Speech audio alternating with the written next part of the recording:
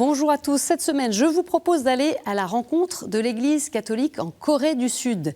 Située en Asie de l'Est, le pays du matin calme couvre la moitié sud de la péninsule coréenne. Sa capitale est Séoul. Sur 52 millions d'habitants, 11% sont catholiques dans un pays riche en culture, langues et croyances. L'histoire de l'Église en Corée est marquante. Elle a été fondée non par des missionnaires, mais par des laïcs. C'est une église qui a beaucoup souffert et qui porte la mémoire de nombreux martyrs. Si elle reste parmi les plus dynamiques en Asie, l'église en Corée connaît un vieillissement rapide, avec un éloignement des jeunes dans un pays ultra compétitif et individualiste. Avec l'année sainte en 2025 et en accueillant les prochaines JMJ à Séoul en 2027, l'église en Corée du Sud espère un renouveau spirituel. Je retrouve notre invité.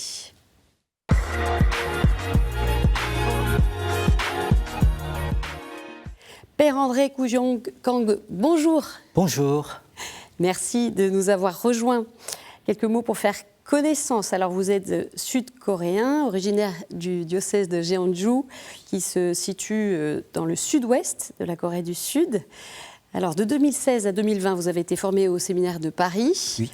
En 2021, vous êtes reparti en Corée du Sud dans votre diocèse pour y effectuer une année pastorale comme vicaire en paroisse. Exactement. Et vous êtes revenu à Paris. Vous poursuivez actuellement des études à l'Institut catholique de Paris. Alors on va découvrir avec vous qui sont les catholiques coréens, saisir un petit peu leur âme. Et pour comprendre qui ils sont aujourd'hui, il faut sans doute faire un retour sur l'histoire de l'Église en Corée, puisque c'est une histoire qui irrigue aussi son présent. Alors l'évangélisation, elle s'est faite au XVIIIe siècle grâce à des livres venus de Chine qui sont passés entre les mains de jeunes intellectuels laïcs. Ce sont eux donc, qui vont assurer la transmission de la foi. Jusqu'à l'arrivée des premiers prêtres au XIXe siècle.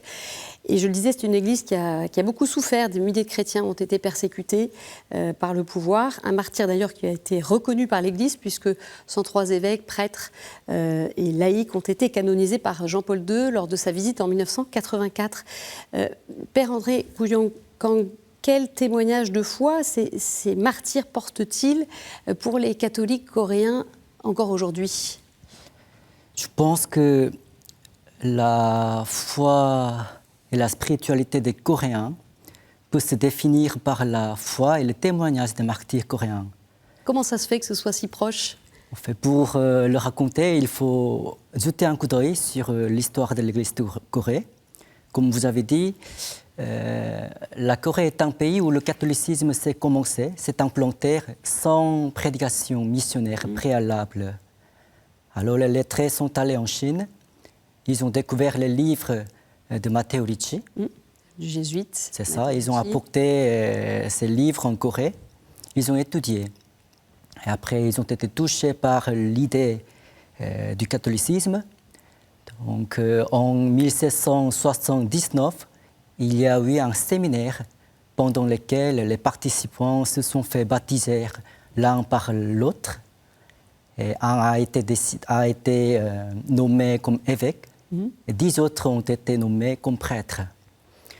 Donc, ils ont administré les sacrements pendant 12 ans, en secret.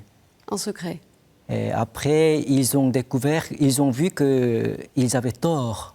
Donc, ils ont demandé au Vatican d'envoyer les prêtres missionnaires. Donc les missionnaires étrangers de Paris sont intervenus. C'est là que les missionnaires sont arrivés. La plupart des premiers chrétiens coréens, ou les premiers martyrs, ils ont été tous martyrisés presque.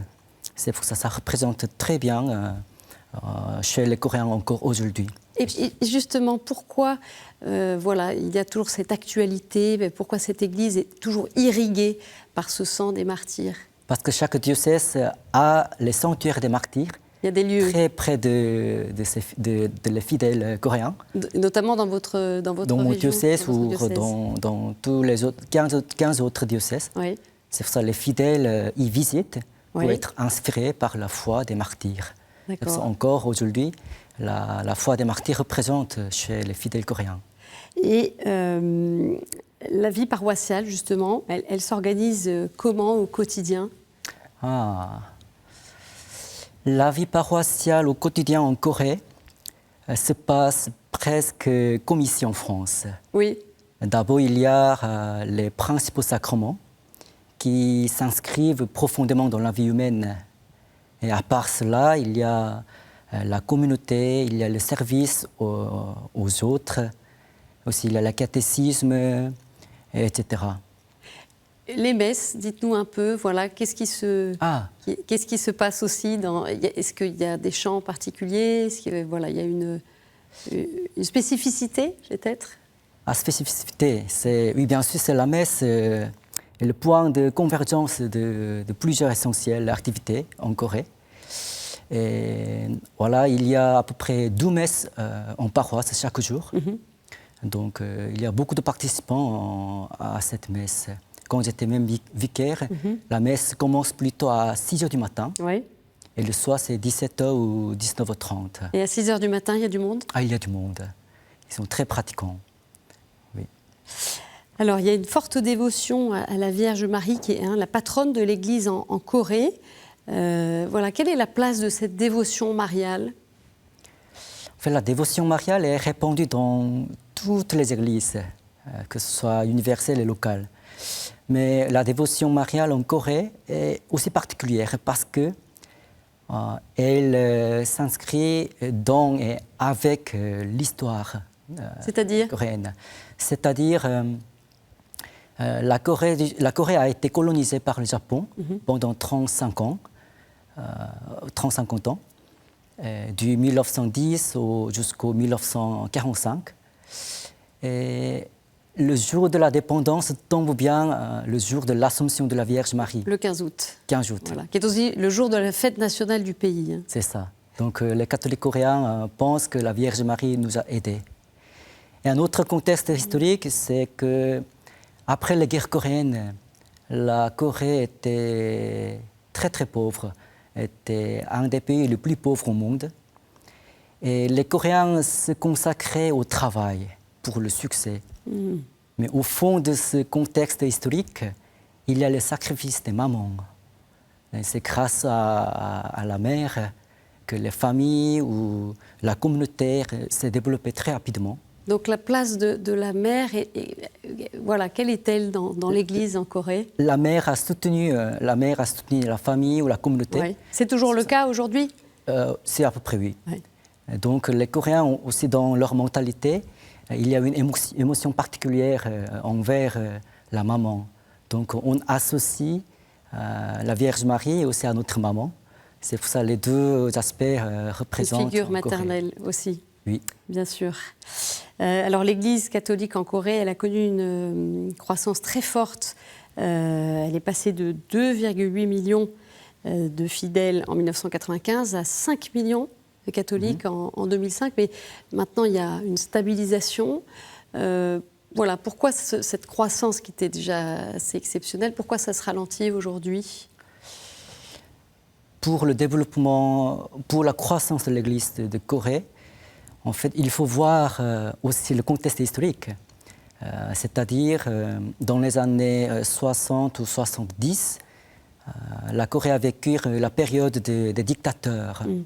Donc, pour avoir la démocratie, l'Église de Corée a joué un rôle très important. Notamment la figure du cardinal Kim. Kim Soo-han, exactement. Voilà, et dont le processus de béatification est ouvert. C'est ça, exactement. Depuis juillet. Hein. Et c'est ça. Donc les Coréens ont été touchés par les activités de l'Église. Donc c'est une des raisons pour laquelle il y avait beaucoup de nouveaux baptisés à ce moment-là. Et aussi les Coréens, après la guerre, quand on s'est trouvé dans la situation stable, maintenant les gens ont cherché le catholicisme, voilà, pour voir et pour rencontrer le Seigneur.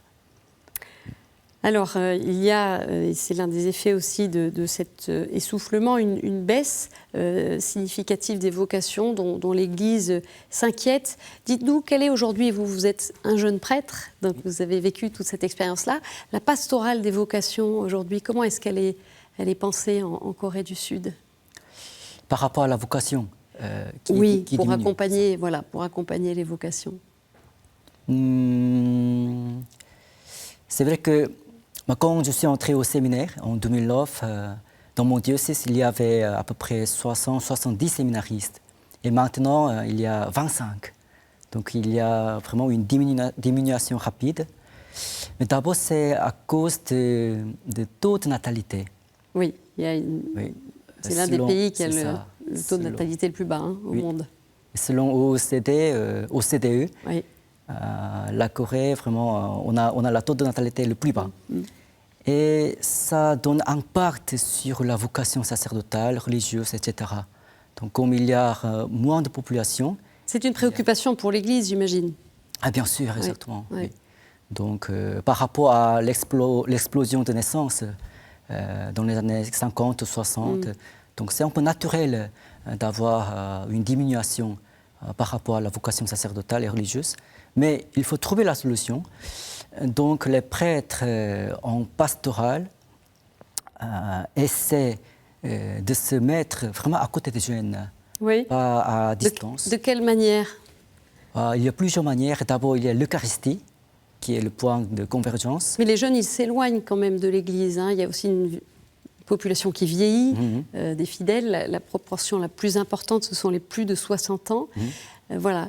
Comment est-ce que l'Église fait face à ce défi de ces jeunes? Avant, l'Église coréenne a attendu pour que les jeunes viennent à l'Église. Oui. Maintenant, c'est au contraire. Elle est dans une dynamique évangélisatrice? C'est ça. En fait, les prêtres, le diocèse s'intéresse beaucoup aux jeunes. C'est pour ça que le diocèse envoie ses prêtres aux universités. Donc, il y a l'aumônerie pour les étudiants. Et là, ils partagent la convivialité. Et voilà, donc là, ils rencontrent les jeunes. Donc une dimension missionnaire plus marquée. Alors, je le disais, évidemment, la Corée va accueillir en 2027 les JMJ. Ce sera à Séoul. Prenez courage, moi j'ai vaincu le monde. Tel est le thème choisi par le pape François pour ses 41e Journée mondiale de la jeunesse. Il a été dévoilé, ce thème, le 24 septembre en salle de presse du Saint-Siège. Le logo des JMJ de Séoul a également été présenté durant la conférence de presse. Monseigneur Paul Kyung-Sang Lee, évêque auxiliaire de Séoul et coordinateur général des JMJ de 2027, en explique le sens. On écoute. Le logo des JMJ de Séoul 2027 convoit de nombreux symboles. Celui du martyr, de la jeunesse, de l'âme, des initiales des JMJ et de la croix, célébrant la gloire d'une victoire obtenue grâce à l'Esprit Saint. Il appelle les jeunes de Corée et de la terre entière à proclamer la foi des martyrs au monde de notre temps.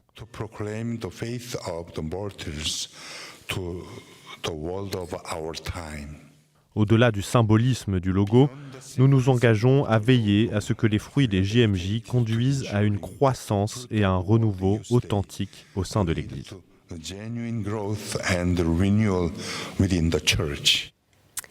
Alors, Père André Koujong-Kang, le coup d'envoi officiel en Corée, il a été, pour cette préparation des JMJ, a été donné le 28 juillet, c'était en la cathédrale de Séoul. Dites-nous, Père, comment la Corée entend préparer ces JMJ? C'est encore dans longtemps, mais ça y est, c'est lancé. Oui, bien sûr. Après l'annonce du pape François, a commencé par le diocèse de Séoul. Oui. Beaucoup de diocèses ont commencé à préparer ce prochain JMJ. Donc, notamment chez vous, à Jeonju. Et mon diocèse aussi. Ouais. En fait, on a 16 diocèses en Corée. Et chaque diocèse a expérimenté sa journée des jeunesses.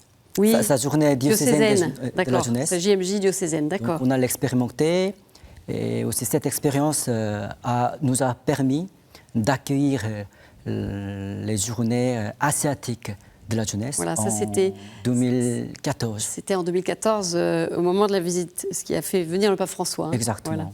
Voilà. Donc, ça. On va parler à présent, Père, avec vous, du rôle de l'Église catholique coréenne dans la société. Alors, il faut préciser que la conférence des évêques catholiques de Corée recouvre les deux parties de la péninsule, mais n'a pas accès à la Corée du Nord.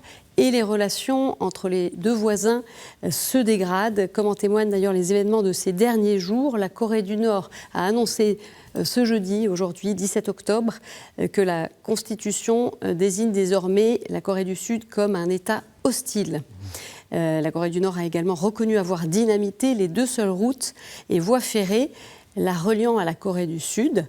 Alors malgré ces tensions exacerbées entre les deux Corées, l'Église catholique, elle continue d'œuvrer pour la paix. Régulièrement, les membres d'un comité catholique pour le dialogue et la réconciliation se retrouvent dans la cathédrale de Séoul pour prier, comme on le voit dans cet extrait de documentaire coproduit par KTO.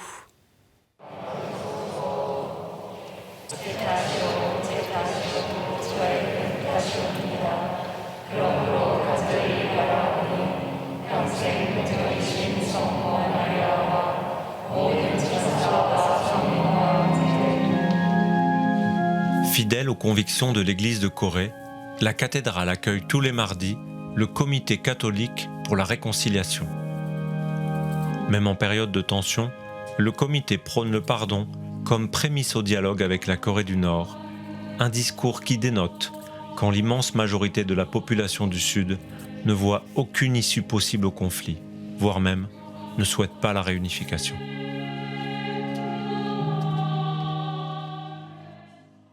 Père, dites-nous comment la Corée, l'Église catholique, manifeste son engagement pour la réconciliation. Ça se passe comment?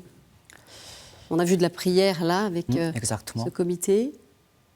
Les deux Corées sont dans la grève encore aujourd'hui, depuis 1953. Mais l'Église de Corée du Sud n'hésite jamais à... Quand vous dites la grève, c'est-à-dire les relations sont gelées? Exactement. Voilà, oui. D'accord. Mais l'Église de Corée propose toujours aux fidèles de prier. Mais aussi, il y a une autre activité pour la préparation de la réunification. Par exemple, il y a beaucoup de diocèses à la demande des conférences des évêques coréens. Il y a la quête, bien sûr, parce que la source financière est nécessaire pour la réunification. Donc, il y a la quête régulière. Aussi, il y a des prêtres qui sont déjà engagés à l'Église de Corée du Nord. Donc, dès que les deux Corées se réunifient, les prêtres concernés seront envoyés en Corée du Nord. Les catholiques de Corée du Sud, est-ce qu'ils y croient encore à cette réunification? Parce que tout laisse à penser qu'on n'en prend pas le chemin, là. On n'abandonne jamais l'espérance. Donc, beaucoup de Coréens, beaucoup de catholiques espèrent encore aujourd'hui la réunification de Corée. Oui. Bien sûr, cette activité est soutenue par la prière. Donc, chaque soir à 21h, à la demande des évêques coréens, les catholiques prient à 21h à Notre Père, en Jérusalem Marie, voilà, en intention de la réunification. Dans tout le pays? Oui. Les jeunes sont sous pression dans ce pays très, très compétitif. La Corée a le taux de suicide le plus élevé au monde, avec des jeunes donc, sous pression de réussir leurs études. Comment l'Église affronte ce défi? Oui, c'est un grand défi pour nous. Et les jeunes aussi, les gens travaillent beaucoup. Donc l'Église essaie toujours de les encourager, c'est-à-dire de ne pas tomber toujours dans le travail ou dans le matérialisme, mais l'Église vraiment invite à regarder la foi aussi pour qu'ils rencontrent le Christ, voilà, pour donner aussi la liberté intérieure, parce que la vie ne se définit pas par les matériaux. Donc l'Église coréenne invite toujours les gens à plus grande liberté. Oui. Alors, Père, pour ces dernières minutes avec vous, on va se quitter sur une tonalité un peu plus personnelle et spirituelle, avec ces quelques questions. Quelle est là où les personnalités chrétiennes sud-coréennes du passé ou présentes qui vous inspirent? Personnellement, j'ai été touché par le 12e prêtre coréen qui s'appelle Yang Op-choi Thomas. Deuxième prêtre du pays. Du pays. Oui. En fait, il a été formé avec le premier prêtre coréen, Oui. mais il n'a pas été martyrisé. mais il est mort dans la rue pendant ses activités pastorales. D'épuisement? Épuisement, exactement. Mais lui, ce qui me touche beaucoup, c'est que sa lettre, en fait, il a été formé à Macao et au Mani, en Philippines, et aussi après Hong Kong. Quand il était à Mani, il a envoyé ses lettres à ses parents, mais ses parents ont été martyrisés. Donc 12 ans après, quand il est revenu en Chine, le premier prêtre coréen lui a dit que en fait, tes parents avaient été martyrisés. Mais je vois ces lettres il y a quelques semaines. C'était très beau. Vous les avez lues? Oui. Oui.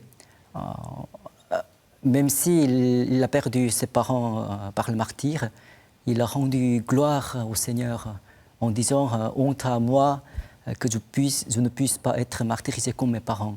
Je rends grâce pour le martyre de mes parents au Seigneur. » Une dernière question, Père. Quelle prière populaire en Corée du Sud souhaitez-vous partager? Bien sûr, je vous salue Marie. Dans votre langue peut-être? En ma langue, c'est ça, en ma langue. 은총이 가득하신 마리아님 기뻐하소서. 주님께서 함께 계시니 여인 중에 복되시며 태중의 아들 예수님 또한 복되시나이다. 천주의 성모 마리아님 이제와 저희 죽을 때 저희 죄인을 위하여 빌어주소서. 아멘. Merci beaucoup, Père, pour ce partage. Merci à vous. Voilà, et on poursuit tout de suite avec quelques autres informations dans le monde.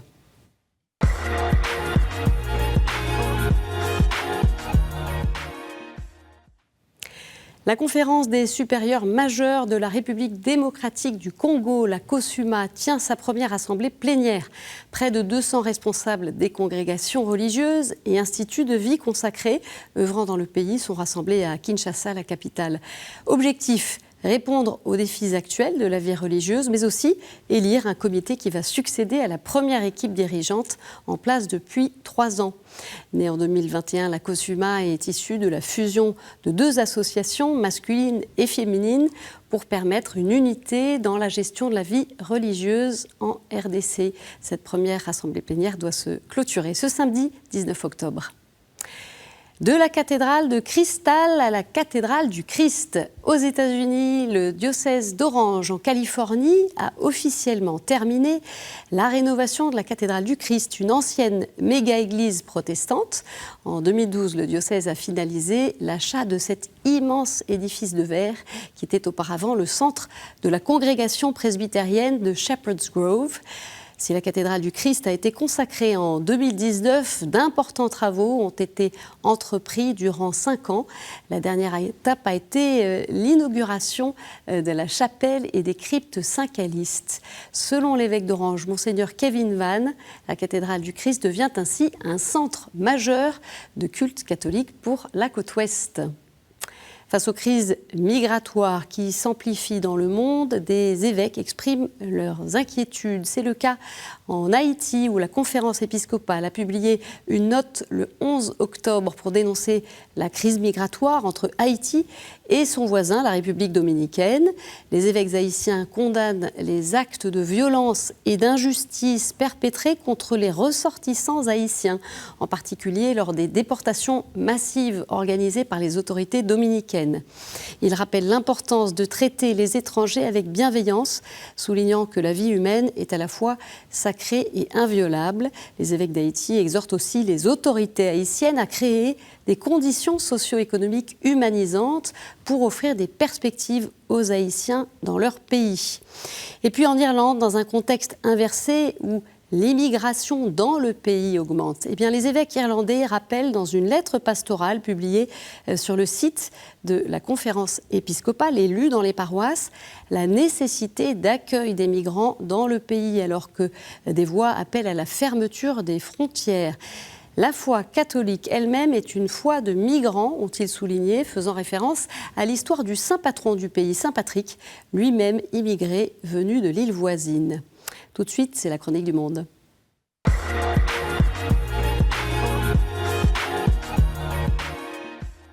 Et on retrouve sœur Juliette Mgueta, religieuse du Sacré-Cœur de Jésus à N'Djamena au Tchad. Bienvenue au Tchad, bienvenue au pays de Toumaï. Toumaï qui veut dire espoir de vie. Mais cette fois-ci, je dirais bienvenue au pays des inondations. Oui, nous parlons des inondations au Tchad.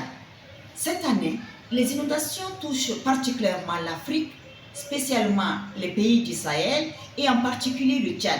Le Tchad en paye un grand prix. Et comme vous le savez, dans beaucoup de pays africains, même si on a parlé longtemps de la destruction de la couche d'ozone, du changement climatique, il n'y a pas de planification à long terme et à court terme pour faire face aux inondations. Nous nous sommes retrouvés par l'emprise des eaux qui sont sorties, le Chari et le Logone, qui sont des fleuves, sont sortis de leur lit et finalement beaucoup de populations sont dans la désarroi. Même la paroisse Saint-Paul de Kabalaï est dans l'eau. Nous avons fait la rentrée scolaire dans l'eau, mais la solidarité active, par exemple le site de la cathédrale, a servi pour abriter beaucoup de familles qui sont sans abri. Voilà la charité en œuvre au sein de l'église Famille de Dieu qui est en N'Djamena. Merci ma sœur. Voilà, c'est la fin de cette édition. Vous pouvez la retrouver sur notre site, nos réseaux sociaux et sur KTO Radio. Je vous souhaite une très bonne semaine et je vous dis à jeudi. Au revoir.